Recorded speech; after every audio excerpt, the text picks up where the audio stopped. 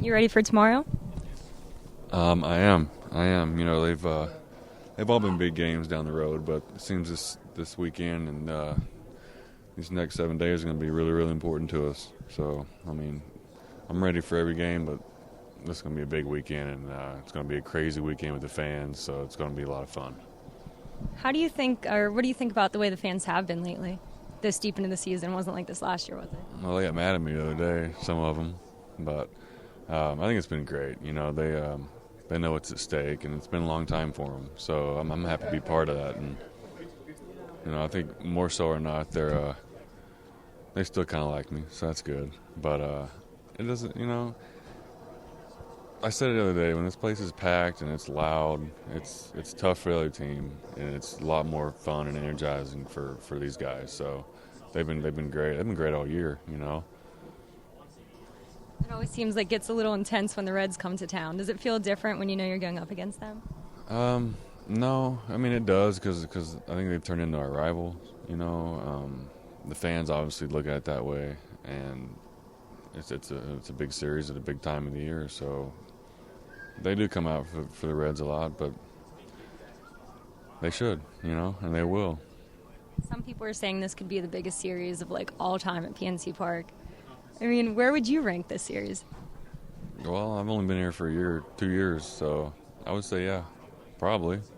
I mean, you know, it's one game at a time. I mean, we've been saying that all year, but I mean, even when this series is over, we still got the Cubs and we still got to play them again in Cincy, so those are just as important.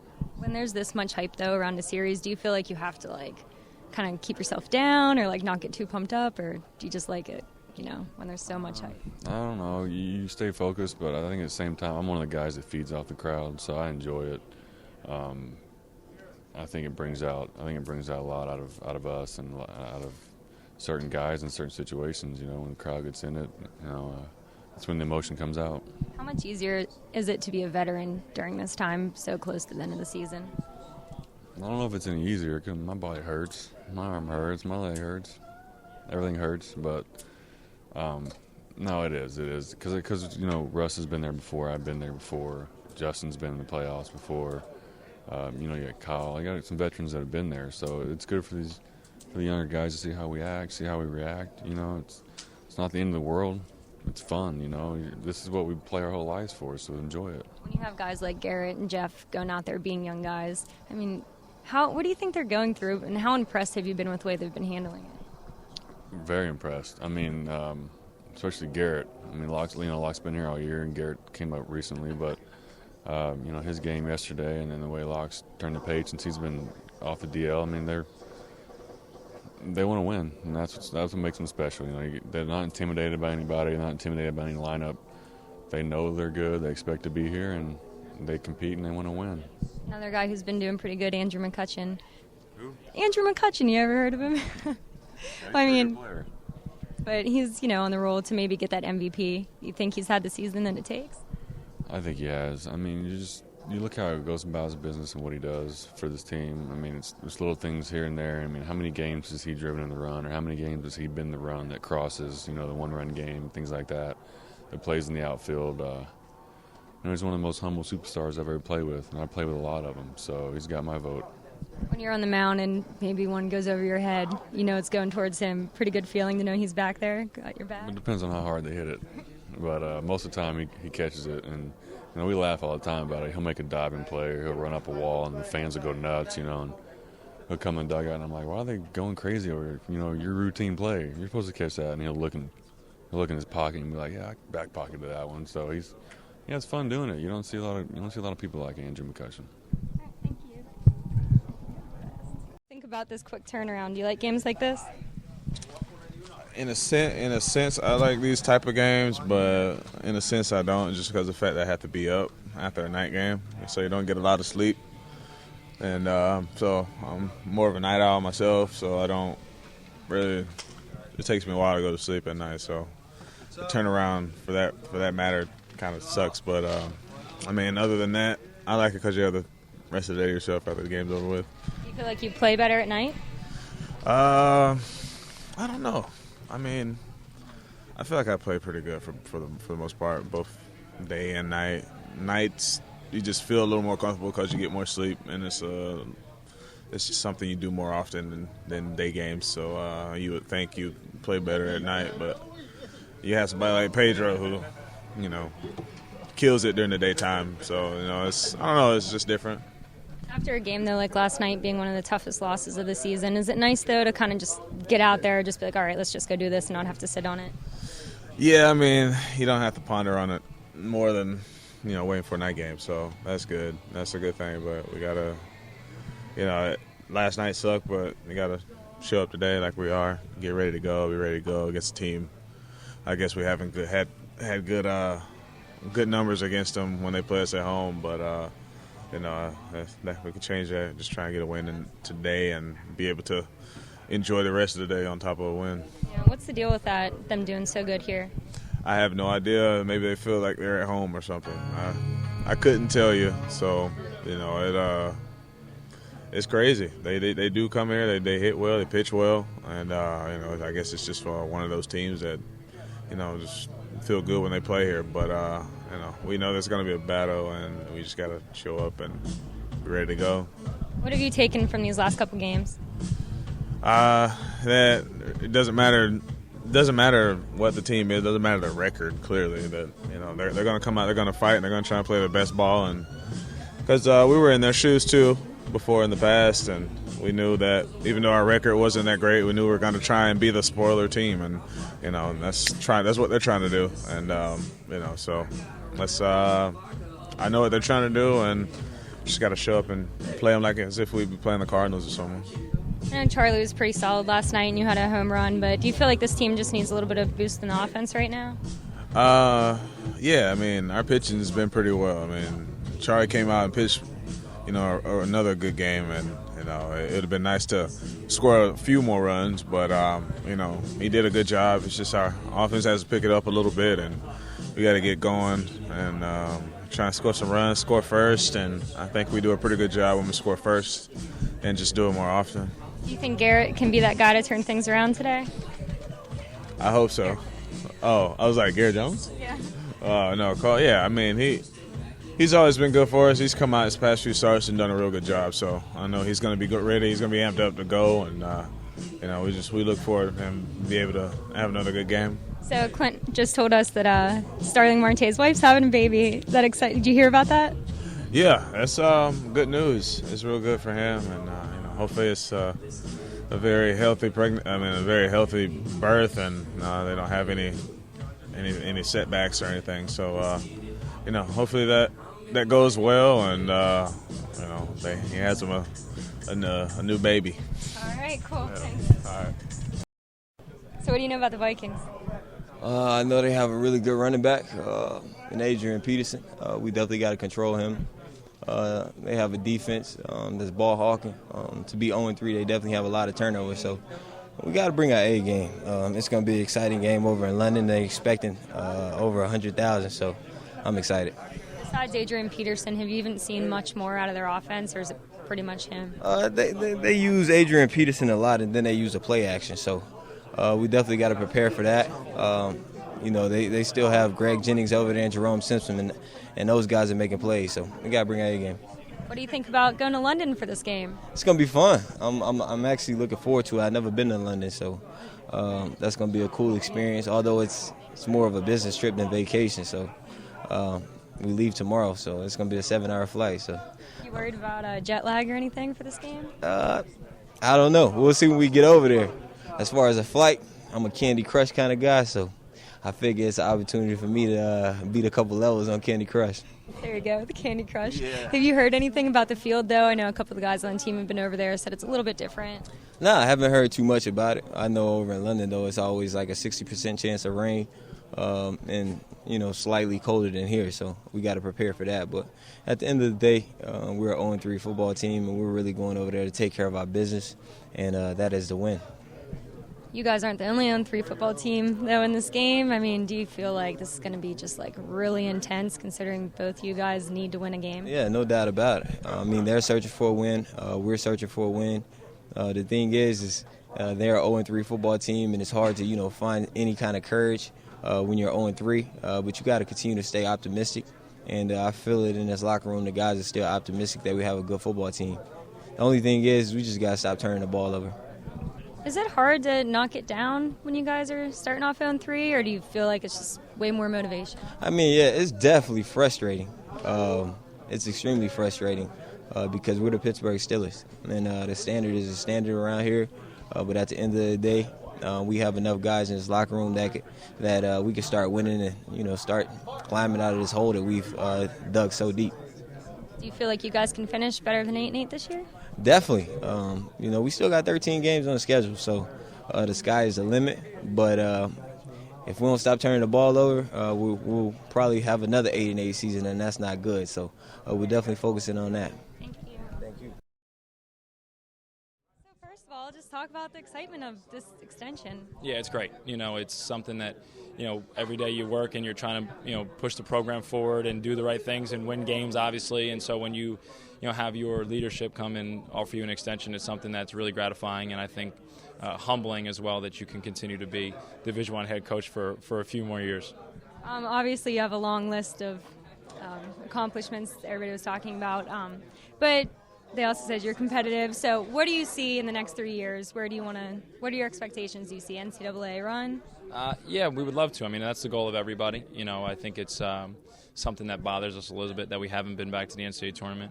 And I think we're going to keep continuing to push guys and try and have them elevate their play and try and improve whatever weaknesses we have in order to make sure that we get back into the NCAA tournament and then hope we can have success there in it.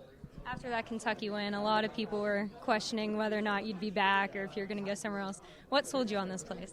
You know what? Again, when you have a shared vision for what you hope a program can become and your boss as athletic director and your boss as university president are on the same page, I think that's something that's very unique. And so I think my relationship with those people is something that's very special. And I don't know a lot of head coaches that have that kind of relationship with president and AD. And then I think, you always look at, your players and the kind of the foundation of where our program is right now and trying to continue that success and continue to do more. And talking about those administrative guys and the support they have, is there anything new going to happen with facilities, anything like that? Well, I think as part of the extension, we're hoping to upgrade some facilities. We're hoping to add some more resources to the program so that we can, whether increase student athlete experience, the way that we travel, different things like that, I think are things that right, wrong, or indifferent are important to players. And I think, if you can increase their experience, then you can probably, hopefully, get some more good ones and then be a better coach.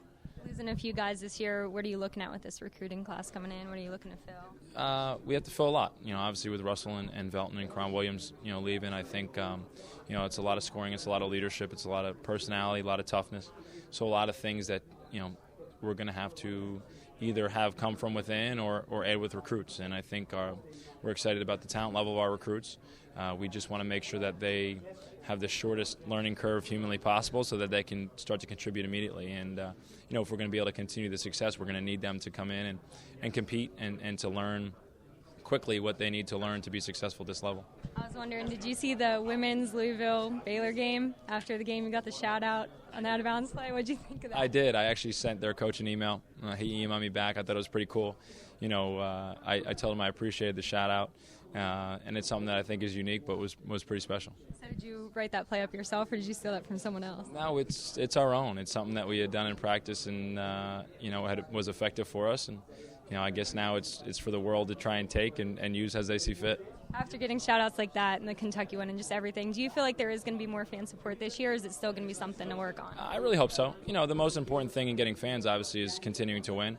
And so we got to make sure that we're putting a good product on the court. But I hope that there's more excitement early in the season about our home games, about our team, about the upcoming season so that we can maybe get some more fans, some more excitement, and continue to have a really good atmosphere here at the Sewell Center. Thank you. Thank you. So 40 years later, what does the Immaculate Reception mean to the Steelers now? Oh my!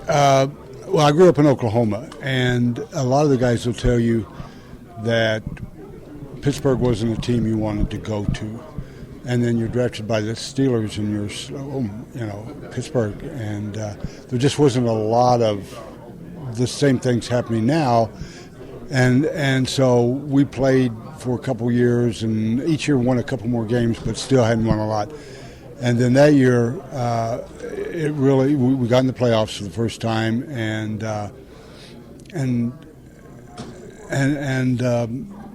everybody's seen that play, and it really did. It really changed the whole Steeler outlook, because you went from not expecting to win to can't believe that we've lost this game. That one, actually not just that one game, that one moment in time.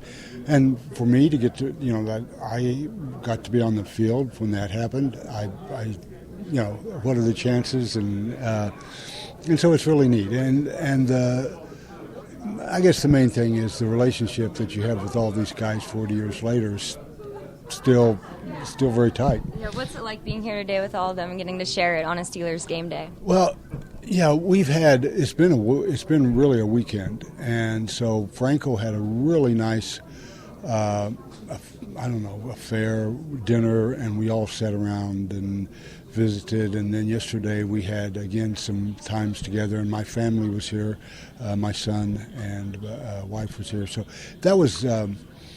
That was neat. We don't. Nobody really talks about the game, but like Joe and Franco will really talk about the relationships that were built, and I think that's something else that was very. And what about your relationship with Chuck Noll? Chuck was such a. He was a teacher, and so. It's probably like your relationship with your professors. How many of them are you going to go have dinner with now? They were there. He was into teaching, and so it was. It wasn't that there wasn't a bond, but it was just different than anything I've ever experienced. I've always said you play for coaches either because you fear them or you love them.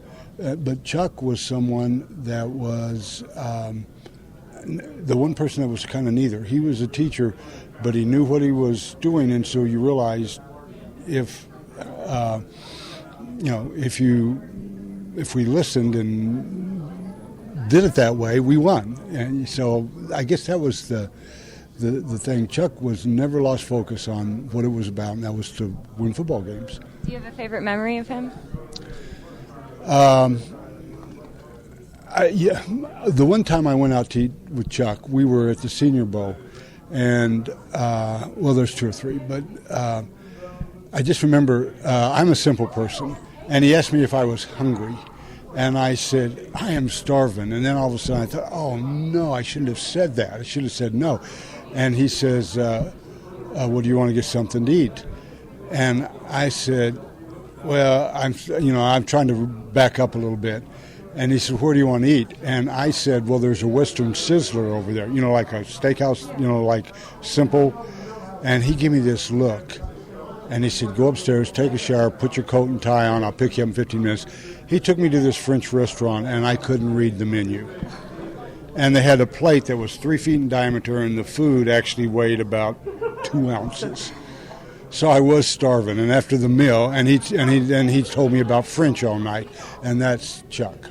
Well, thank you so much. You're welcome. I'm here talking to Frank Thomas, a former Pirate. How have you been? Well, we're doing okay, considering. Have you been paying much attention to the Pirates? Yes, I've been watching them, and they've been playing good baseball. The pitching's been good. Surprised me. I didn't think the pitching was going to be this good, but they're doing a good job. Is there a pitcher that you like to watch the most? Well, I always watch A.J. Burnett because he's a veteran, and the young kid Locke is close by him in the dugout all the time and learning everything from him, and he's going to develop into a pretty good pitcher. I know A.J. Burnett came pretty close to a no-hitter this year, and it's been a long time since somebody's got one at PNC Park. Do you think he could maybe be the next guy to get one? Well, pitching a no-hitter, you got to have luck. 27 outs is not easy to do. But I always say that you have 7 men behind you and 1 in front of you. So let them help you. Do you think they can keep it up this year? The pitchers think they can keep it going through the All-Star break? Well, I have, kind of wondering. You got Melicon right now. They've played 57 games. He's been in 29 of them already. I mean, how long is the arm going to last? And I'm hoping that they don't take it in a tailspin like they did last year. But the way the pitching staff is being used, if the starters don't go 6 or 7 innings, they only go 5 innings, you got your bullpen going 4 innings every night. And that takes its toll. Not only going into the game, but you're warming up also. And he did something in one of the games. He had Melicon warming up, and then he changed and he put Morris in. And the next inning he had Melicon warming up again. And I said, uh-oh, look out, see what's going to happen. They've been doing pretty good, though, this year, about the best it's been since 1992, like up until this point. What's different this year? Is it the pitching or is it something else, you think? Well, you take the kids. I said that they had a lot of overachievers last year. Now, if the overachievers come around this year the same way, then you're going to have a pretty good ball club if the pitching holds up. Yeah, it seems like they've also got a lot of veteran guys this year, like Russell Martin. Well, Burnett's been there, a full year. How important is that to bring guys in like that, with McCutchen and Neil Walker? Well, it's like a puzzle. If you have the right puzzle in the right place, you have no problem. And Russell Martin is a pretty good receiver. He blocks the ball and things like that. And he throws out runners, which McHenry has a tough time doing. A lot of people were wondering how Gurley was going to do and Hanrahan left. What do you think of that guy? I didn't think he was a pitcher for the job. I really didn't. I mean, I'm being honest. But if you look at it in the way it is right now, Melicon comes in and faces the brunt of the batting order in the 8th inning. Gurley comes in, faces the bottom end of the batting order. So there is a difference, Like Gurley was there last year. He was in the 8th inning pitcher, the setup man for Hanrahan. Okay? So, but he's doing a good job, 22 straight saves, he's only lost 1. So you can't condemn that. Do you think this team could go on a playoff run this year? Well, they could if they continue to play the way they're playing. They still got 105 games to play, and a lot of things can happen in 105 games. Every team goes through a slump. I don't care who they are, but it takes the team that gets out of that slump faster than the other teams. So I want to hear more about you, though. What was it like for you? What stuck out to you during your career? Well, I had a good career, and never was in a. I had a couple chances in 1958 when I was with the Pirates. We ended up in second place. We were in second place. Milwaukee came in and beat us 4 straight, and that kind of ruined that. Then I went to Philadelphia. I broke my thumb, cost the Phillies the pennant in '64. That's when the team had 10 games to play, and they didn't do it. All right. Well, thank you so much. You're welcome.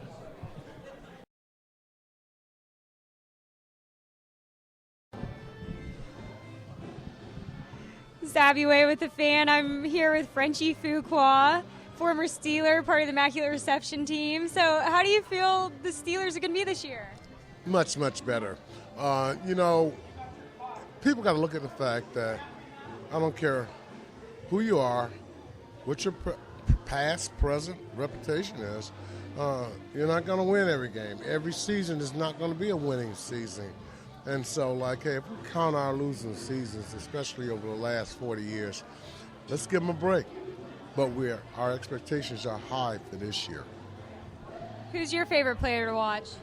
I am a team man. In other words, I watched the kick returner, the wide receivers, the running backs. Not one individual. I believe, and Chuck Noll taught team play, that when one player was down, someone else picked it up. And that's what I look from out of the Steelers the majority of the time. It's team play. As far as the leader, I think to a great extent that is no doubt about it, Ben. And congratulations on his marriage. But I've watched that guy become more mature and more leader. And I'm looking for great things. Speaking of Chuck Noll, what was it like playing for him? Well, you didn't have to worry about him hollering at you. And sometimes it would have been better if he would have hollered at you. He could look at you. And as an individual, what you did was you said, I know I did something wrong, but you exploit everything that you did wrong instead of one thing that he did wrong. He had a way of doing that. And one question that he always asked, instead of hollering at you, what were you thinking? And I think the whole philosophy behind that was to make you a student of the game player and not just a brute football player. So I'm guessing you got the question, what were you thinking before? Well, I'll give you an example. Running backs on passing plays should step up with their inside foot. It allows a lot of things to happen for their pickup and their protection of the quarterback. You step with your inside foot, you block inside out. You step with your outside foot, there's no way you can stop a linebacker blitzing up the middle. The linebacker comes straight up the middle and runs over me, no would tell you, you need to lift the weights. If I step with my outside foot and the linebacker comes up the middle and runs past me and get a clear shot at the quarterback, you could be cut. Is there any memory or story you have of Chuck Noll? Sure. First game ever, Three Rivers Stadium. My to-be wife, 2 weeks later, was in my room. It was 11 o'clock, which was curfew. Usually the assistant coaches come around and do bed check. They stick their head in the door and they say, you in there? Got anybody in there? All right, good night. Have a good game tomorrow.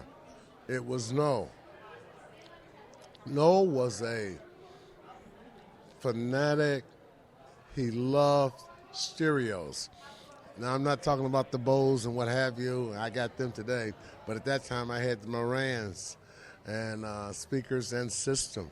And he would come in, he would bring a classical record, and he would hook up the earphones, and it would take 4 to 5 minutes and sit in my room. I'm shaking. I'm saying, oh, no. Don't let the old lady, the fiance, say a word. She's standing in the bathtub. And he played it in 5 or 6 minutes. He took his album. He said, great sound system, Frenchy. And he's going out the door, and I take a sigh of relief. He gets to the bathroom door, and he stops, and he looks in the bathroom, and I'm looking to see what he's doing. And he goes in, and he says, lady, you have to leave. I was busted. And I think the only thing that saved me, he said, you know there'll be a fine for this. I said, yes, sir. I was trying to get her out, and when you hit the door, I panicked, which was the truth. And, I went out and I had a great game, and I didn't get fined. But that was the last time I ever did that in my life. Oh, I bet. So what was it about him that made him such a great fit for the Steelers? He made his players student of the game players. In other words, mistakes weren't tolerated. When we made a mistake, we were letting down not only ourselves, not only our teammates, but the city and those people that back you up and sit out there in the cold and watch you. He had a great scheme, and he surrounded himself with great coaches that had great schemes, and they were teachers. And, I think I learned more about football my first 3 years from those coaches and Coach No than I did at any time in my life. What was it like having the 40th anniversary of the Immaculate Reception this year and seeing all those guys again? Well, I get a chance to see the guys on a regular basis. I'm up here, like I say, I bleed and black and gold, but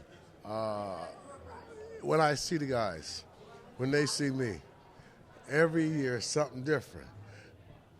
Larry Brown, your whole head is gray. Franco, your hairline, when did it recede that far? Wagner, you're skinny as hell. And Frenchy, as you can see, bald here. I dye my hair all the time. But it's great. And let me tell you something serious about that.